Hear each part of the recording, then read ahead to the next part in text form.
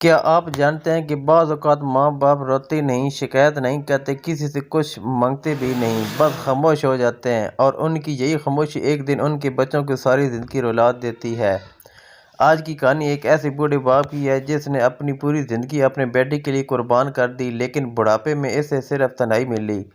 اور پھر ایک دن اس نے ایسی خاموشی اختیار کی کہ جب بیٹے کو اس کی وجہ معلوم ہوئی تو بہت دیر ہو چکی تھی۔ اس کہانی کو آخر تک ضرور سنیے گا، کیونکہ شاید اس میں آپ کو اپنی زندگی کا عکس نظر آئے۔ ویڈیو پسند آ رہی ہے تو ویڈیو کو لائک کریں، چینل کو سبسکرائب کریں اور بیل آئیکن کو لازمی دبا دیں۔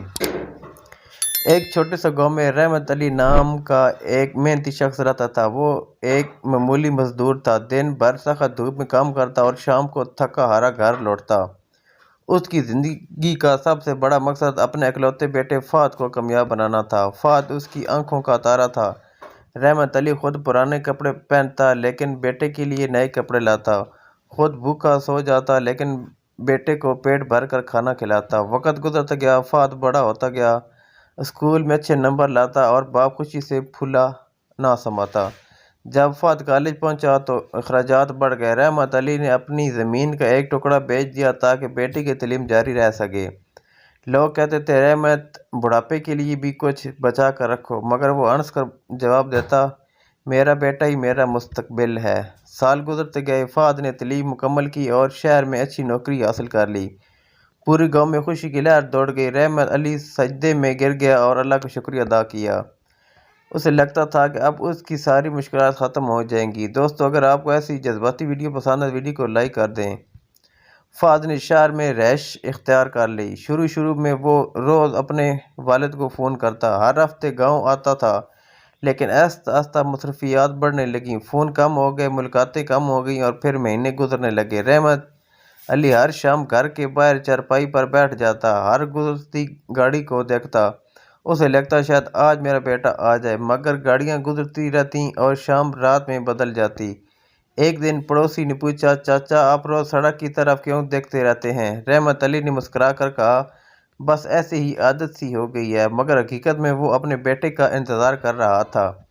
وقت گزرتا گیا، اب رحمت علی بوڑھا ہو چکا تھا، اس کے گھٹنوں میں درد رہتا تھا، چلنا بھی مشکل ہو گیا تھا، لیکن وہ پھر بھی ہر جمعہ بیٹے کے انتظار کرتا۔ ایک دن اس نے فہد کو فون کیا، بیٹا کافی دن ہو گئے ہیں، دل چاہتا ہے کہ تمہیں دیکھوں۔ فہد نے جواب دیا، ابو دفتر کا بہت کام ہے، اگلے مہینے آؤں گا۔ رحمت علی خاموش ہو گیا، اور یہی خاموشی ایسا اس کی عادت بن گئی۔ اب وہ فون بھی کم کرتا تھا، شکایت بھی نہیں کرتا تھا، بس خاموش رہتا تھا۔ ایک دن فہد اپنے دوستوں کے ساتھ بیٹھا تھا، اچانک گاؤں سے فون آیا۔ پڑوسی کی آواز کانپ رہی تھی، فہد بیٹا جلدی آؤ۔ فہد گھبرا گیا، کیا ہوا ابو ٹھیک ہیں؟ پڑوسی خاموش ہو گیا، پھر ایسا سے بولا، تمہارے ابو کی طبیعت بہت خراب ہے۔ فہد فوراً گاؤں روانہ ہو گیا۔ راستے بھر اسے اپنے باپ کی باتیں یاد آتی رہتیں۔ وہ لمحے یاد آئے جب باپ نے اسے کندھوں پر بٹھایا تھا، جب اس کی فیس بھرنے کے لیے اپنی زمین بیچی تھی، جب خود بیمار ہونے کے باوجود مزدوری پر جاتا تھا۔ فہد کی آنکھوں میں آنسو بہنے لگے۔ گاؤں پہنچتے ہی وہ سیدھا گھر کی طرف بھاگا۔ رحمت علی بستر پر لیٹا ہوا تھا، کمزور، بہت کمزور۔ فہد نے اپنے باپ کا ہاتھ پکڑا۔ رحمت علی نے بڑی مشکل سے آنکھیں کھولیں، بیٹے کو دیکھا، ہلکی سی مسکراہٹ آئی اور آہستہ سے کہا، بیٹا تم آ گئے۔ فہد پھوٹ پھوٹ کر رونے لگا، ابو مجھے معاف کر دیں۔